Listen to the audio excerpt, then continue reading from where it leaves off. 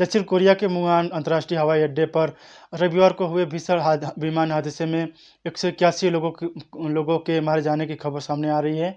यह दावा रोम की मीडिया ने किया है। राइटर्स के अनुसार यह दुर्घटना उस समय हुई जब थाईलैंड से उड़ान भरने वाले 175 यात्री और 6 क्रू मेंबर्स को लेकर आ रहा था।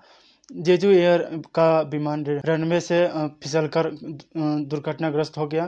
प्रारंभिक रिपोर्ट के मुताबिक हादसे में 94 लोगों की मौत की पुष्टि हो चुकी है, जबकि बाकी की स्थिति का पता लगाया जा रहा है।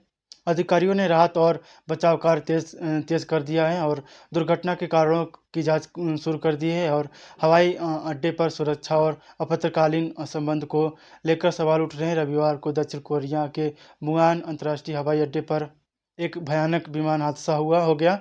इस हादसे में 2 को छोड़कर अन्य सभी सवार लोगों की मौत हो गई है। पिछले दिनों कजाकिस्तान में हुए हादसे के बाद हुए इस हादसे ने लोगों को खौफ में डाल दिया है। दरअसल इस विमान में कुल 181 लोग सवार थे। कथित तौर पर 2 यात्री को छोड़कर बाकी सभी सवार लोगों की मौत हो चुकी है। यह हादसा उस वक्त हुआ जब विमान रनवे पर लैंड कर रहा था। इसी दौरान हवाई जहाज फिसल गया और क्रैश हो गया। हादसे के बाद कई वीडियो सोशल मीडिया पर सामने आए हैं जिसने लोगों को हैरान कर दिया। दक्षिण कोरिया के मुहान अंतर्राष्ट्रीय हवाई अड्डे के कॉन्फ्रेंस हॉल में एक ही सवाल गूंज है। यात्रियों के परिजनों ने भारी मन से अधिकारियों से पूछा कि क्या इस हादसे में बचने की कोई संभावना नहीं है। इस सवाल के साथ जेजू एयर बोइंग 737 से 800 पर सवार यात्रियों के परिवार उम्मीद की किरण से चिपके हुए थे। इस सवाल के जवाब में संबंधित अधिकारियों ने पुष्टि की है कि रहे बचाव अभियान के दौरान एक चालक दल के सदस्य और एक यात्री को मलबे से निकाला गया।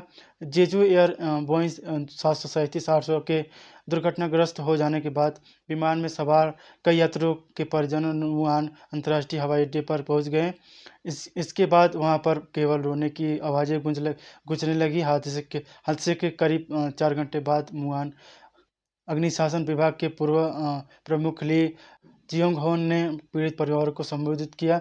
इस दौरान उन्होंने कहा कि ऐसा माना जा रहा है कि विमान में सवार 181 लोगों में से अधिकांश की मृत्यु हो चुकी है। इस संबोधन के बाद कई लोग जोर-जोर से रोने लगे और कुछ लोग यात्री त्रसदी के बोझ तले दब कर गिर पड़े।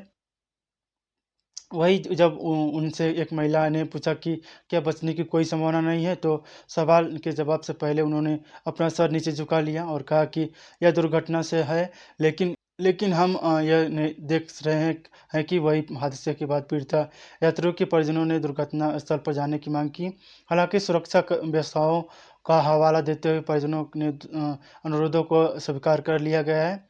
वही कार्यवाहक राष्ट्रपति और उपराष्ट्रपति चोंग सान मोक ने संवेदना व्यक्त करने और वास्तविक समय के अपडेट के लिए परिवारों की मांग को संबोधित करने के लिए हवाई अड्डे का दौरा किया है। बता दें कि दुर्घटना के कारण मुआन हवाई अड्डे पर सभी उड़ान रद्द कर दी गई हैं।